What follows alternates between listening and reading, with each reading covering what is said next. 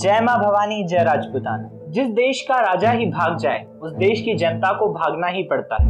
यह भागते हुए अफगानी जनता है, यह मुल्क से भाग रहे हैं। जनता वही है, सो कॉल्ड बहुसंख्यक आबादी, लेकिन राजा के भागने मात्र से अफगानिस्तान पर तालिबानी आदमखोरों का राज हो गया। बहुसंख्यक आबादी मात्र 90,000 तालिबानी लड़ाका से नहीं लड़ पाए। कभी आकलन करें आखिर कैसे सैकड़ों साल तक लड़ाइयां लड़ी गईं और कितना संसाधन देश की असीमता को बचाने के लिए लगा होगा, कितना जान माल का नुकसान हुआ होगा, जबकि इन युद्ध का साक्ष्य भी मौजूद। किस तरह मुगलिया ताकतों को रोके रखा और भारतीय संस्कृति की रक्षा में सफल रहे। अगर प्रारंभ करते हैं मोहम्मद बिन कासिम के समय से, भारत पर पहला आक्रमण मोहम्मद बिन ने 711 ईस्वी में सिंध पर किया। राजा दाहिर पूरी शक्ति से लड़े और मुसलमानों के धोखे के शिकार होकर वीर गति को प्राप्त। बप्पा रावल दूसरा हमला 735 में राजपूताना पर हुआ, जब हजात ने सेना भेजकर बप्पा रावल के राज्य पर आक्रमण किया। वीर बप्पा रावल ने मुसलमानों को न केवल खदेड़ा बल्कि अफगानिस्तान तक मुस्लिम राज्यों को रौंदते हुए अरब की सीमा तक पहुंच गए। ईरान अफगानिस्तान के मुस्लिम सुल्तानों ने उन्हें अपनी पुत्रियां भेंट की और उन्हें 35 मुस्लिम लड़कियों से विवाह करके सनातन धर्म का डंका पुनः बजाया।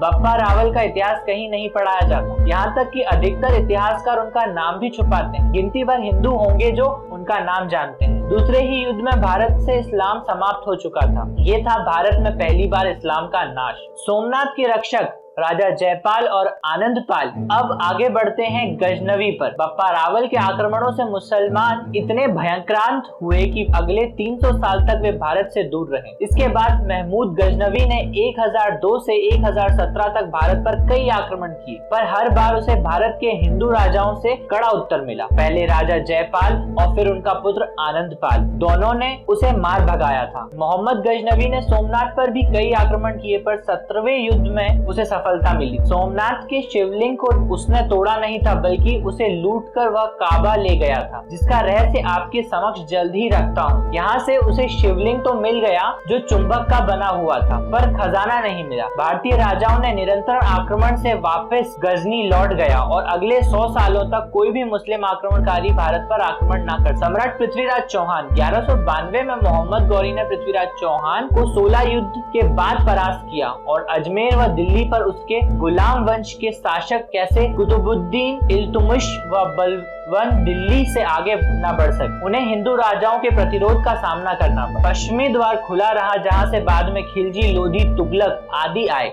खिलजी भारत के उत्तरी भाग से होते हुए बिहार, बंगाल पहुंच गए। कूच बिहार व बंगाल में मुसलमानों का राज्य हो गया, पर बिहार व अवध प्रदेश मुसलमानों से अब भी दूर थे। शेष भारत में केवल गुजरात ही मुसलमानों के अधिकार में था, अन्य भाग स्वतंत्र थे।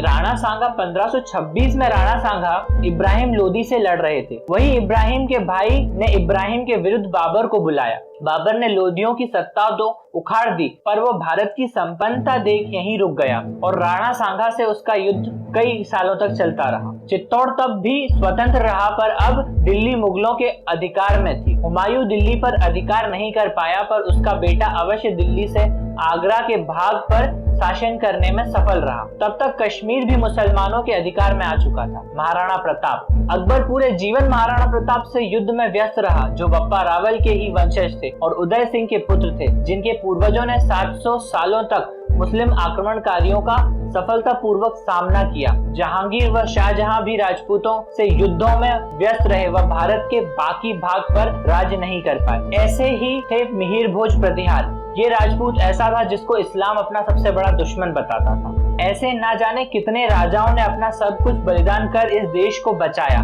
लेकिन नमक हलाली की जगह नमक हरामी करने वालों का क्या कहना। उन्हें तो इन पूर्वजों का सम्मान तक करने से दिक्कत है। और जो आज अफगानिस्तान में हो रहा है, भगवान ना करे ऐसा कभी भारत में ऐसी नौबत आए, लेकिन जिस तरह से भारत के इतिहास को मिटाने की साजिश की जा रही है, ऐसी हालत से वो दिन दूर नहीं। आप लोग इस बारे में क्या सोचते हैं, हमें कमेंट बॉक्स में अवश्य बताइएगा। जय मां भवानी, जय राजपूताना। वीडियो को लाइक, शेयर और सब्सक्राइब करना बिल्कुल ना भूलें। धन्यवाद।